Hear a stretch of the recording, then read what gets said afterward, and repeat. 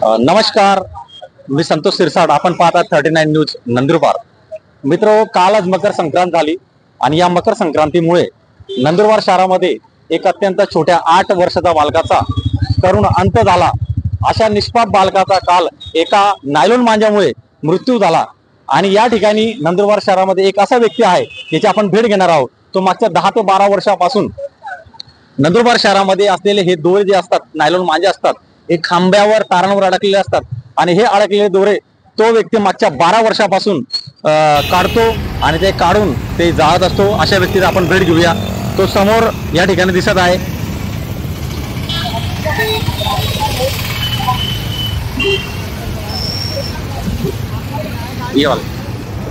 हा व्यक्ती या ठिकाणी उभा आहे. हा मागच्या 12 वर्षापासून या ठिकाणी खांब्यावरची तारावर असलेले दोरे हे काढत असतो आणि काढून तो व्यक्ती हे दोरे जाळत असतो, जेणेकरून समाजामध्ये ज्या दुर्घटना घडत आहेत. कालच एका 8 वर्षीय बालकाचा या ठिकाणी गळा चिरल्याने मृत्यू झालेला आहे आणि आजच एक सकाळीच एक युवकाचा सुद्धा दोऱ्याने गळा कापला गेला आणि तो आज गंभीर अवस्थेमध्ये आहे. तर ही जी व्यक्ती आहे, ही व्यक्ती मागच्या 12 वर्षापासून दोरे काढतो आणि हे दोरे काढून तो जाळतो, जेणेकरून समाजामध्ये कुठलीही दुर्घटना घडू नये. अशा या सामाजिक कार्य करणाऱ्या व्यक्तीला आपण आज आपल्या 39 न्यूज चॅनलच्या वतीने सर्व समाजाला दाखवणार आणि समाजाच्या वतीने एक आदर्श घ्यावा.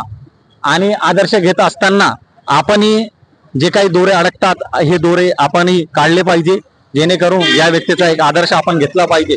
मित्रांनो, नायलॉन दोरा ह्या नायलॉन मांज्याने अनेक जण जखमी होतात. या जखमी झालेल्या लोकांना तात्काळ दवाखान्यात नेलं जातं आणि काही लोकांचा बळी सुद्धा जातो. म्हणून समाज सुद्धा समाजात सुद्धा जागृती आली पाहिजे, जेणेकरून हा नायलॉन मांजाचा धिक्कार केला पाहिजे. पोलीस प्रशासनाच्या वतीने कारवाई होतात, परंतु जसे पाहिजे तशा कारवाई होत नाही. तरी समाजाच्या वतीने, जनसामान्याच्या वतीने प्रशासनाला एकच विनंती आहे की नायलॉन मांजा हा विक्री होऊच नये आणि हा बनवूच नये. या व्यक्तीशी आपण भेट घेणार आहोत. दादा, आपका नाम क्या है? यूसुफ खान समाज सेवक. यूसुफ खान समाज सेवक. हाँ, यूसुफ खान ही व्यक्ति है. दादा, आप ये काम जो कर रहे हो, ये कितने सालों से कर रहे हो? ये 12 से 15 साल हो गए मेरे को ये काम करते हैं. इसके पीछे आपका क्या मकसद क्या है? मेरा एक ही मकसद है कि भाई ये जो मांझा है बिल्कुल घातक है, जो लोगों को परेशान करता है. किसी का हाथ काटता है, किसी का पैर कटता है. अभी कल भी एक हादसा हुआ है, दर्दनाक हादसा हुआ है. ये बचाने के लिए ये करता हूँ मैं सब. पशु पक्षी जानवर जिनके पैरों में आता है, पक्षी कट जाता है, इंसान तो इलाज कर लेता है मगर पशु जानवर ये इलाज नहीं कर सकते. बस ये देख के मैं ये सब काम करता हूँ और सेवा करता हूँ मैं लोगों का, ताकि भी लोगों को इससे कोई तकलीफ ना हो. युसुफ भाईंच्या मते जे दोऱ्याने, नायलॉन दोऱ्याने पक्षी कापले जातात, पक्षी जखमी होतात, प्राण्यांना लागते, हे जखमी होतात मात्र यांचा इलाज होत नाही.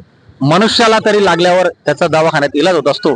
यांचा एक उद्देश आहे की हा जो नायलॉन मांजा आहे, हा मांजा या महाराष्ट्रातून या सगळ्या कंपन्या बंद झाल्या पाहिजे, यांच्यावर कारवाई झाली पाहिजे. आणि यांचा उद्देश एकच आहे कि प्राणी मात्र आणि जे काही मनुष्य हानी होता है याच्यावर तात्काळ कारवाई झाली पाहिजे.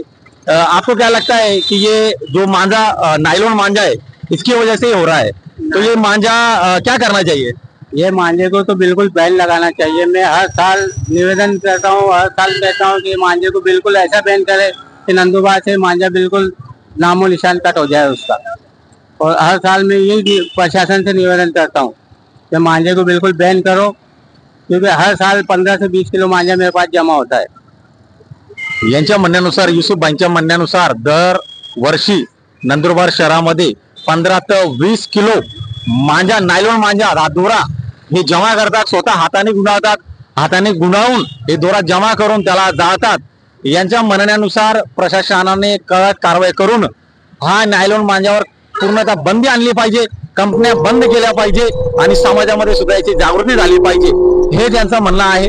यांचं या कामाला 39 न्यूजच्या वतीने आम्ही यांचं अभिनंदन करतो आणि अशा सामाजिक कार्य करणाऱ्या व्यक्तीला शासन आणि प्रशासनाने दखल घ्यावी आणि यांचा पुरस्कार सुद्धा करावा अशी या ठिकाणी मी 39 चॅनलच्या वतीने शासन आणि प्रशासनाला विनंती करतो.